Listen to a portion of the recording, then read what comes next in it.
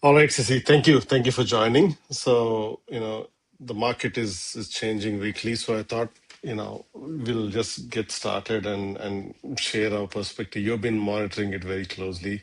I've been as well. So I'm just curious about what you think is going on, and is there anything that caught your eye recently? Any specific topics you think that people are observing but not really talking about it? Any thoughts?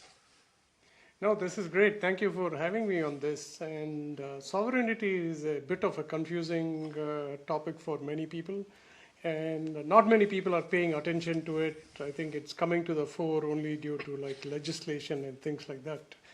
But instead of talking about recent developments, I want to talk about the history, right?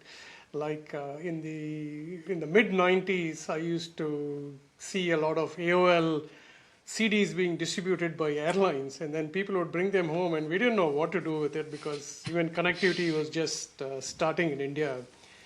Now, going further, the internet became something that's very difficult to become sovereign. I mean, the way it is connected is point to point. Yes, some governments have tried to interfere with some points, but it's never succeeded because there's always a backup or redundancy. Given that, as you know, today I think people are realizing like, hey, we need to have full control of what we do.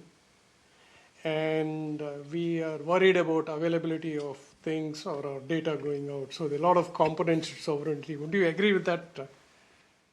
Yeah, I mean, I generally agree with that, but I think internet being sovereign, I I think at least my current thought process is the golden age of internet is behind us, and internet, at least governments will try to make it sovereign because some of them are losing control. And we have seen that with China being the biggest one with the Great Firewall and all of that. But increasingly, I've seen the progress towards the similar China model. The reason I see that is governments are realizing that, hey, especially if, let's say you're a military organization, you control your borders, you control your physical borders, and that is a big part of sovereignty in the past. But the question is, do you control your digital borders? Where are your digital borders? Actually, it is someone else that's controlling your digital borders, and that raises an uncomfortable concern to a lot of countries and organizations. And that means, so today, the ecosystems, the online digital ecosystems control those borders. And that means your citizens are really those digital citizens of those ecosystems. That means you lost control of a part of the digital borders, but because trade and communication and IP transfer is happening through these digital mechanisms, countries are realizing that they lost control of the plot and now they want to regain control. I suspect we're going to go down that path, and we have already seen that path, and China has proven that model. I suspect we will likely see that. Do you agree, disagree on that? Yeah, I mean, I think one thing you brought up is like the word digital into this, right? Because sovereignty, human beings have been thinking of it like whether it's country, Mhm. like the local area or whatever. We've been thinking of that for a very long time. And you're right that digital disrupted it. And fortunately or unfortunately, a lot of that digital availability is controlled by very few companies. Now, I think in terms of if you use China as a sovereign like infrastructure, they were a little bit ahead for different reasons, good or bad. But they managed to control who can reach their citizens and what the message is. Is that good? I'm not sure. But the Western world is slowly also trying to move to that, simply because sometimes it's political concerns. Like I use the example of the Fable model by Anthropic, right? If companies were dependent on it, like overnight, they they stopped getting access to that. And if there were any like critical systems, then it would be a problem. But I think, Raju, most technologists handle it with redundancy. I think the sovereignty is coming up mainly driven by, I think, political reasons, like your own. Uh, I mean, I'm trying to remember the word, like your IP, right? I think Mm-hmm. Mm-hmm. you should protect it at any cost, and that's every company's job to protect their IP.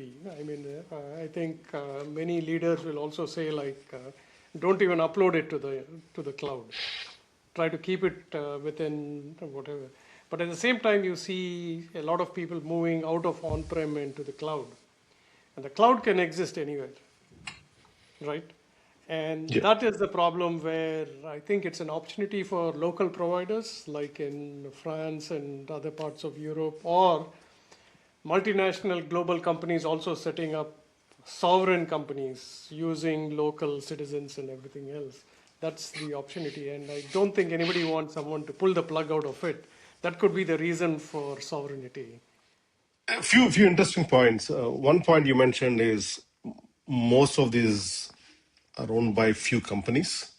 Most of the digital infrastructure is owned by. That's a point number one. The point number two you mentioned is you protecting your IP. And in fact, these two are connected points in my view. If you look at the first point on companies owning a large chunk, I see some historical parallels. That is what is leading to the discussion today. If you in the atomized world, in the non-digital world, we have had trade, and trade typically happened between countries, and most of it happened through water. These physical rivers carried, right, and it's not a surprise that most of the big cities, or they became big cities, and they are right next to the water. Whether you take Rome or a Paris or a Delhi or a San Francisco or a Vancouver or a Sydney or Buenos Aires, no matter where you go, there is a city right next to water, because water is the one that enabled the trade. Now, coming to the digital world, I actually see a parallel between the physical rivers and the digital rivers. So backbones are the ones what I call as digital rivers.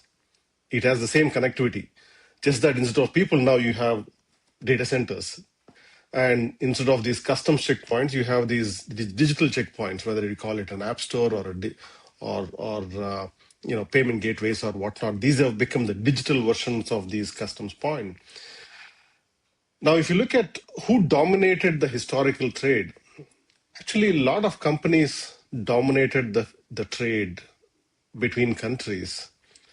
And the same thing is happening in the digital thing, where if you look at backbones as the digital rivers or the internet backbones, about 95% of the backbones are owned by private companies. Now, and the last time it has happened, in the physical world, where a company ruled a country. I remember the British East India Company or the Dutch East India Company, all of that, where the company dominated countries. That made countries uncomfortable. Now they're seeing the same parallel in the digital world, which is making them uncomfortable. And that's why that's one of the reasons I think they're asking the sovereignty question. That's my first point regarding companies owning or dominating the digital infrastructure. And the second point you mentioned is interesting, where you can still control your IP.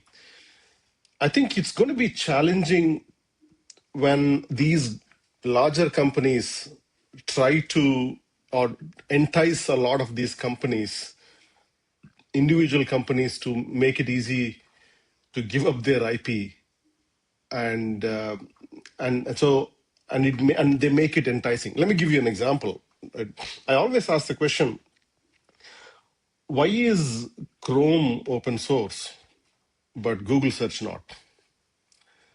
Because Chrome is a pathway to get to Google search. because the pathway to get to your destination is what the pathway is open source, but the crown jewel is the search, and that is the money engine. This is the distribution engine, right? Why is Android open source and not the apps? Because again, one is a money making engine, Android is the pathway towards the money making engine. So you open source the pathway.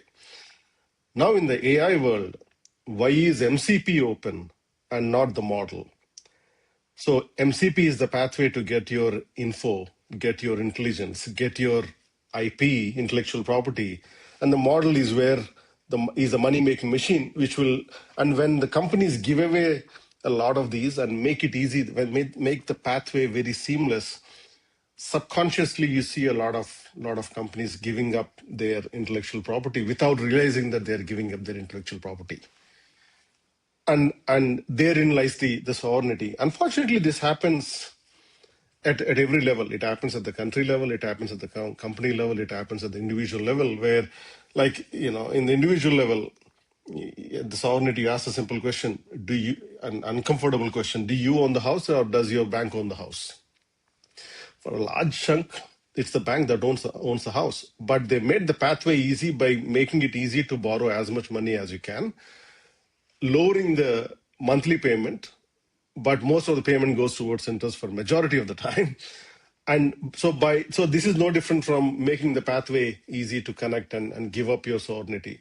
So it happens at every level. I think what we are seeing is the realization, at least at some level, by some companies, by some countries, saying that it is not as rosy as it looks, but in the process of getting something for free, you're giving up your IP and sovereignty. I think we are seeing that realization is my take. This is adding on to the points that you're making.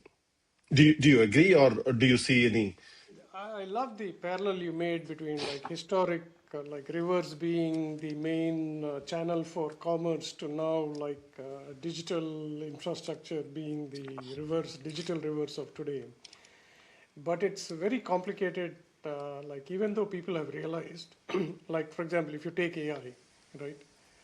Now, if you want to use frontier models, the choice is very limited. And it's not easy for companies to create their own models. So now they have to decide between sovereignty and lack of access uh, to some of the newer technologies. And that's happened even in real life in many companies. Like if you take Russia before it opened up, or North Korea today, they're all closed economies, but they don't have access to a lot of new technology. So, and you rightfully pointed out that they give away things for free so that you're emboldened for life. I mean, like WhatsApp in India, or like Facebook and several other things here. And Google's model, absolutely. Like I have an Android, I like it a lot, but Google, I'm probably user XYZ 100 to them. They know what I do exactly, right? Uh, it's going to be expensive when people think about sovereignty. So the point that I'm making is like if you're becoming sovereign, you may lose access to some newer technologies that you have not developed yourself, right? And that's a good point. And I think it is all, there is the other metric, which is the timeline.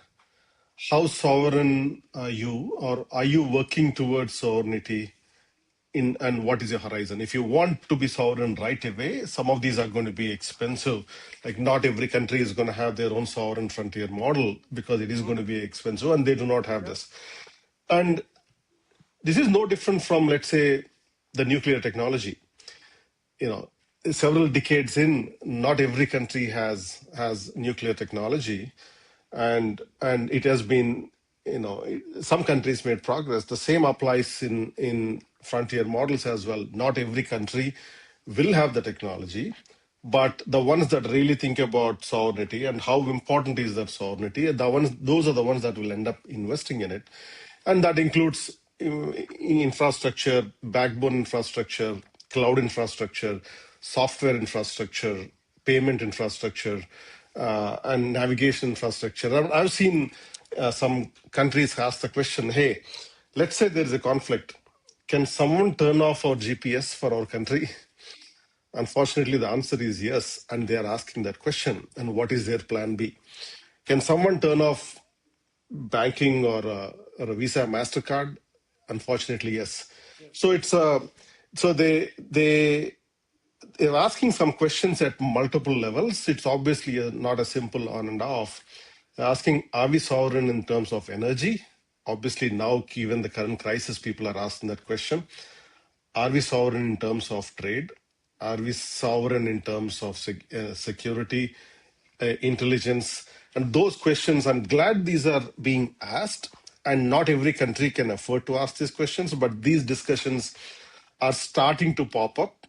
And some of them started during the COVID timeframe, where the sovereignty questions are we too dependent on an existing supply chain? Now, with some trade-related discussions, we are seeing that on the digital scale as well. But I'm glad those discussions are happening, at least starting to happen. Yeah, and I'm also glad they are happening. The one question that I have is, especially smaller countries, like who have, let's say they have a sovereign data center and something happens to that. Is there an opportunity for like data ambassadors or like trusted sovereign partners who can be like neighboring countries? I mean, I have no knowledge about this, but just hypothesizing.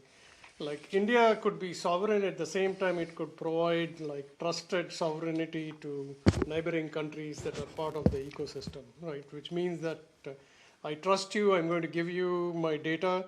If anything happens to my sovereignty, I have a backup, almost like a backup there. Do you think that's happening? Is it possible, or are we? Everyone hears it here first. I don't know if it is happening, but it is possible, and I see some signs of it. Not necessarily when it comes to data, but at least in other factors. Like take the North America context. Like if you look at South American countries, which satellites are they dependent on? They're dependent on the US satellites. Similarly, European countries are dependent on, let's say, European satellites, and India has its own satellites, and India can share that for navigation. In other words, you always have a plan B. The same thing's happening on the payment side. Certainly, a large percentage of the world is dependent on the Visa and Mastercard, and maybe Swift thing. But are there alternatives? Yeah, Brazil has Pix, India has UPI, and so do other countries. Now India is moving, say, offering UPI to some of the other countries nearby, some in the Middle East, even France is having discussions. So now there is an alternative plan for some of these. The same concept applied to other technologies which are critical in the context of sovereignty. The same thing can come to the data as well, data compute, because not every country, take a small country like say Sri Lanka or other Maldives. I mean, they may not have the resources to do, let's say, compute and have their own data centers to train a model, a sovereign model for themselves. But that's where some countries can choose to share some of the resources that they need and possibly even store some of their data with the like-minded neighborhood out there. I think that is likely the direction we'll end up going. And where are things aligned within the ecosystem is what will determine the future of where each of these countries land. That's true. And I was reading an article about the balance between sovereignty. I mean, we did discuss that. This was, I think, the Economic Times talking about Indian companies saying, like, hey, we'll still use frontier models because we haven't developed this. I think you've been far ahead with having your own models, and then Sarvam is probably an Indian model that's there. So there will be a timeline where you'll still be dependent while slowly weaning out of other countries' models. Now, one interesting thing that I wanted to ask you, which I follow very much, is this discussion also ties into edge computing. Meaning you don't always have to send everything to like the cloud or another country even, right? Like I see every house having a small data center kind of thing where processing is done. I've also been like talking to a few companies where edge processing saves cost and you can use smaller models to do that. What's your opinion on that? I believe the pendulum will now swing towards edge.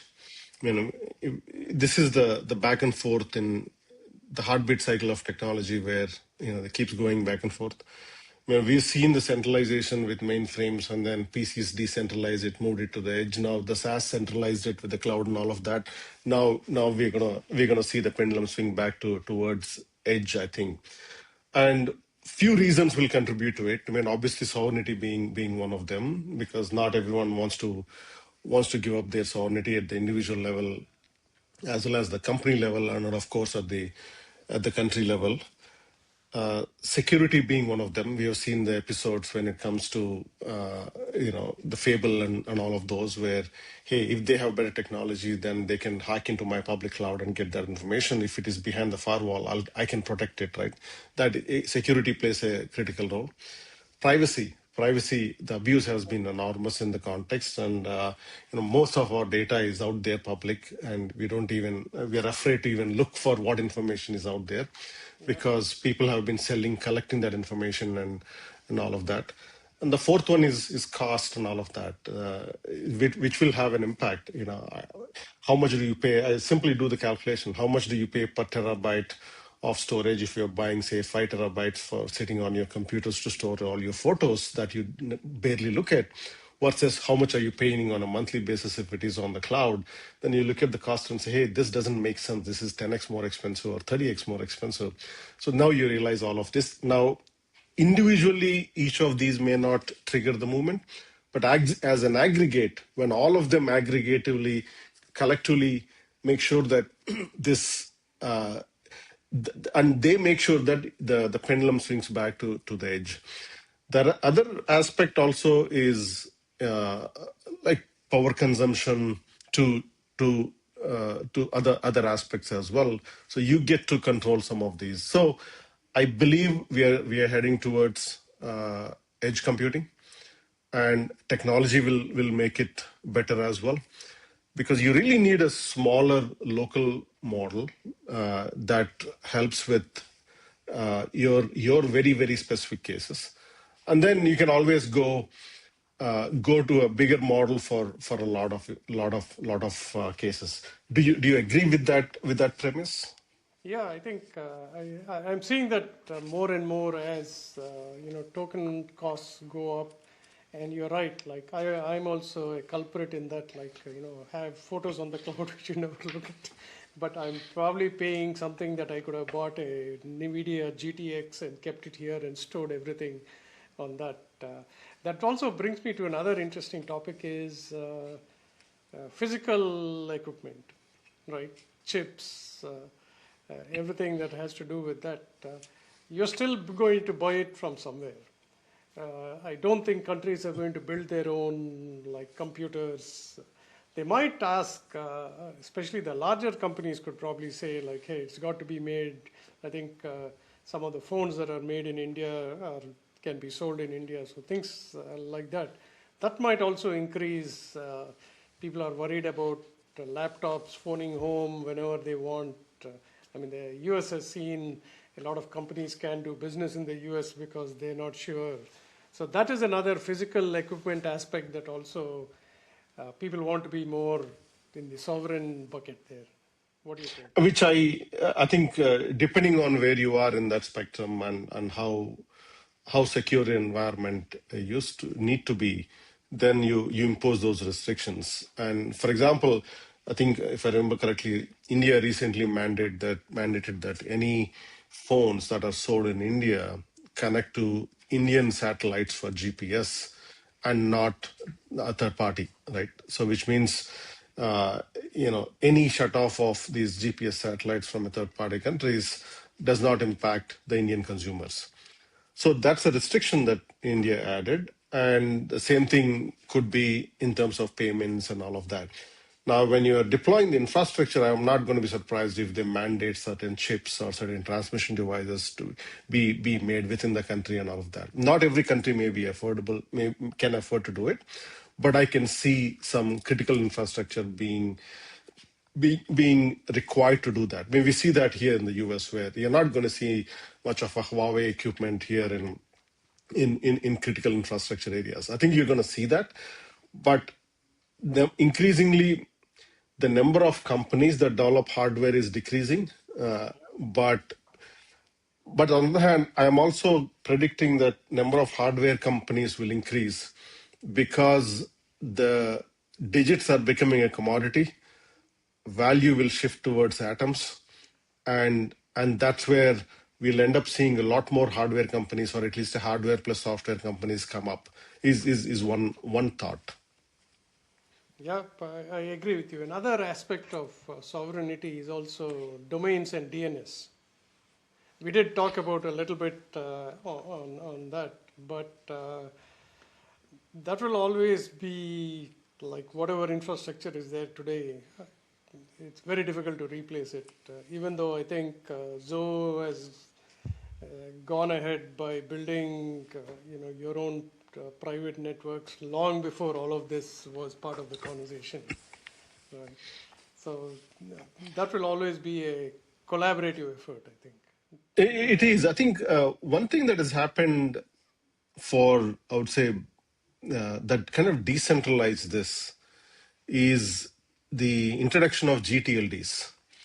When most of your domains are .coms and .nets and .orgs, then it was restrictive who are owned these and these particular TLDs. They controlled it. Now anyone can have their dot. You can have your own GTLD called .sasi and host it, and you get to control that. And given the proliferation of such GTLDs, and we have seen the domains themselves decentralize. I think it would have been a centralization issue, say a few years ago. But now that we have GTLDs, I think each of these countries now control some of those GTLDs, and I think that has decentralized it. Certainly, there is some centralization when it comes to the DNS resolvers and NS servers and some centralization there, because a lot of them are still controlled by, say, Google and Amazon.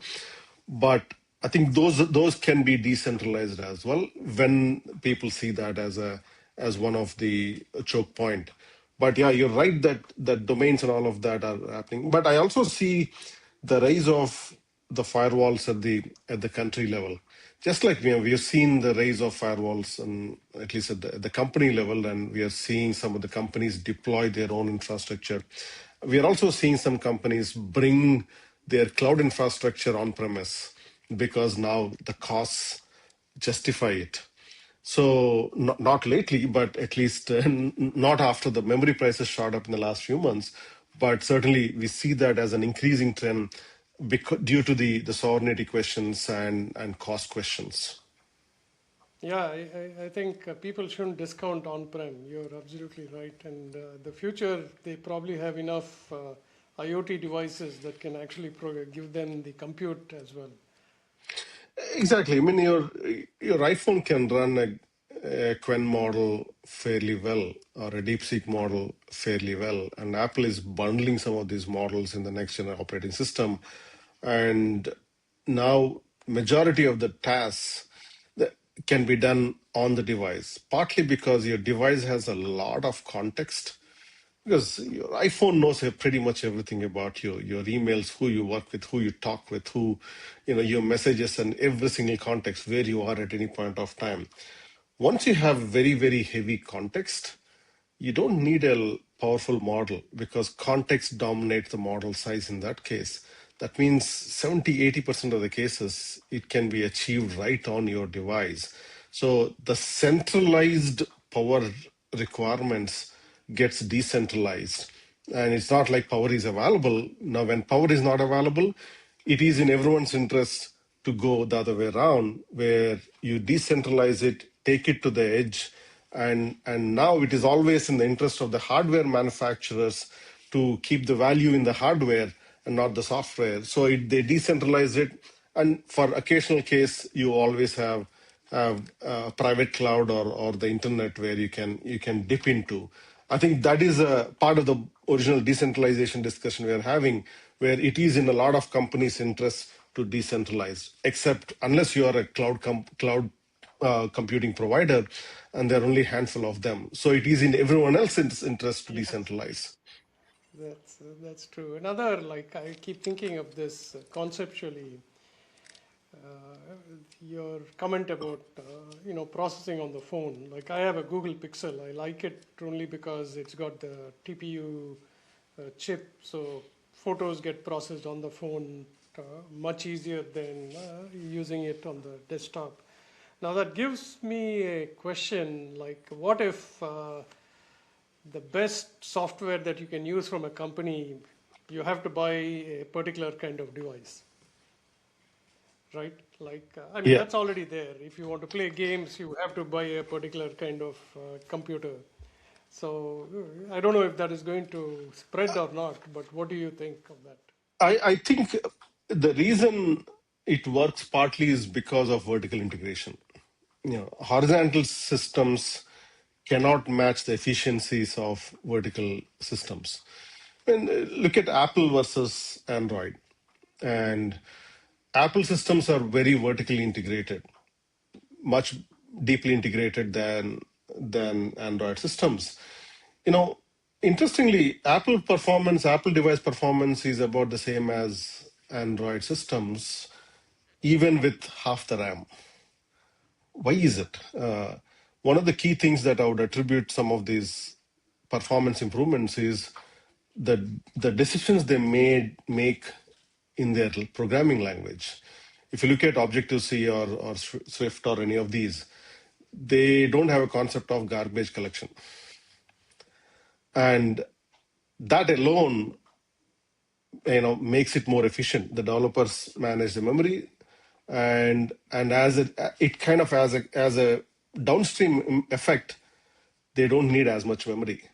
And as a downstream effect, they make a few billion just because of that decision of not having garbage collection, right?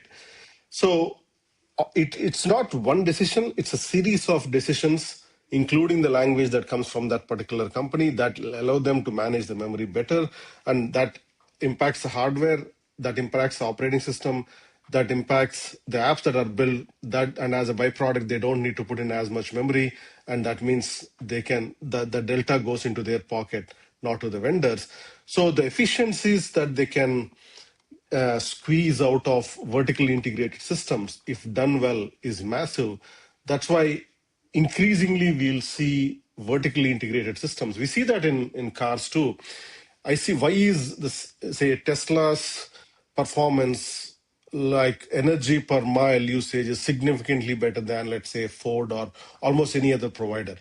Again, they extract lithium, they make their batteries, they make the software that goes into the batteries, they make the car, they make the seats to glass to audio systems to whatnot, a completely vertically integrated. That's why they are one of the very few companies who make money, because again, they squeeze the margins of individual ones. So I believe we are going to be entering the phase of vertically integrated systems, because each system individually does not have enough value or cannot justify enough value. So you have to go with a vertically integrated system. That also means efficiencies becomes the key and the name of the game. So yeah, that unfortunately that also means fewer providers can do it, and that opens in that also it takes us back to the original question. That means, are we going to go back to the same few vendor problem, where again you're dependent on some other vendor for your sovereignty? That's true. That's a great perspective. I never thought of it that way, but you're right. Both the examples of Apple and Tesla. Yeah, and I think people will also, once you buy a particular brand and you start using it, it's very difficult for you to think about changing because of everything that you've learned and the time that you've invested. Another question that I've heard being said is like, as political changes happen in the next few years, some people feel like the sovereignty dialogue will become a little less because the world will become trustworthy again. Do you think so? What do you think? No, I think people should protect themselves against depending on anyone, right? So that dialogue, in my opinion, should continue. Uh, in today's world, if a new social network came out and it was free, I think people will think twice about joining, unlike what all of us did 20 years ago when somebody gave us free email. We said, yeah, let's do it. And I think people will be more cautious in the future. What do you think? Yeah, I think we're going to be seeing that play out. So the cat is out of the bag. People will question the sovereignty, and also we're going to see decentralization more, or maybe not a popular topic, but de-globalization. And I have a theory here where what led to globalization. If you ask the question, I'd say one innovation I would contribute globalization to is the invention of shipping container. So the shipping container changed the shipping industry. That significantly brought down the cost of distribution. Right? You can move, like if let's say you want to move a sweater from US to China, probably costs about 2 to 3 cents. That is the typical, right? The typical running cost of some of these. So my own theory is when distribution costs come down, then the creation moves to places where it is the most cost effective, or where there is talent, there are abundance of talent. So because the distribution cost went down, that's why we ended up seeing a lot of atoms being made in China, because you can make anywhere because the distribution cost is down. You can ship it to US, right? And that has happened in the atom world. In the digital world, it is the internet that costs down the cost of distribution. So it's easy to ship the digits because of the internet. Prior to the internet, you have to ship it through floppy drives, as you were saying earlier, and the disks and all of that, right? So now the internet shifted the digital, shifted the distribution cost for digits, in this case atoms. And that's why the services was able to move to, say, India and Southeast Asia and all of that. But now with AI and robotics, the cost of atoms and the cost of creation itself is coming down. That also means now there is a reason for some of these to be localized. So now it is the inverse of globalization, where the innovation of AI and robotics will shift the cost of creation closer to where the demand is. That's why I think each country will end up creating or addressing their own needs, and in the process they may deglobalize. Again, that's one of my theories. Any thoughts? You brought up a very interesting, like distribution costs. Absolutely, that's what caused globalization. I think Tom Friedman wrote a book. I don't remember the name of the book about when companies built excess capacity. Like I used to pay $2 a minute to call India from the US. Now it's The very world is flat. yeah. The world is flat. The world is flat, yeah. And that time, because companies had a lot of excess capacity, people fear that's going to happen now with AI, but I don't believe that. But because of the excess capacity, it was much easier to, like you said, send the digits to India to be processed by human beings there, well qualified. And so what next? I think people are looking at huge constellations of satellites that may even bring down the distribution costs of at least communication much lower. Yeah, it brings down the distribution cost further, but it raises the question of sovereignty yet again. And that's on everyone's mind. Well, somebody is watching over my country or my thing at a minute detail. where is my sovereignty? So it kind of brings up that sovereignty question, and you're going to end up seeing regulation on the ground about regulating the space. So that's a fascinating discussion we're about to see in coming years. That's true. No, it's amazing how science can help human beings if used in the right way. Yeah, yeah. Anything else you're watching, Sashi? I'm just curious about anything that piqued your interest lately. I think this doesn't become mainstream news very often, but the use of AI in medical field, not necessarily service, but in solving problems using analytical and predictive AI is what I'm really excited about. I think that will also be, I think it fits into this discussion because if you find a cure to something that was uncurable, obviously that's going to be distributed across the world. Polio. The polio vaccine, the inventor didn't even copyright it, right? He didn't even patent it. So everybody has the benefit. The whole world has the benefit to that. So I think people should pay more attention to like research on medical use of AI to solve diseases. Yeah, it's a good point. I mean, I'm noticing two things here, which are interesting on the technology innovation side, and then there's the economic side. On the technology and innovation side, I think what I'm noticing is the companies that are doing research on medications and all of that, that is their entire IP, right? As you said, that entire industry, the pharmaceutical industry, the drug industry, they live on that intellectual property. They're not going to connect to a foundational AI company and give away their IP. Which means they're taking open source models and creating their own specific models for that particular case, and so they keep their IP. And so I'm glad they're making progress, and that is a technological change that will happen. I'm hoping to see some good drug discoveries and all of that, whether it is a pharmaceutical, whether it is a material science, whether it is whatnot.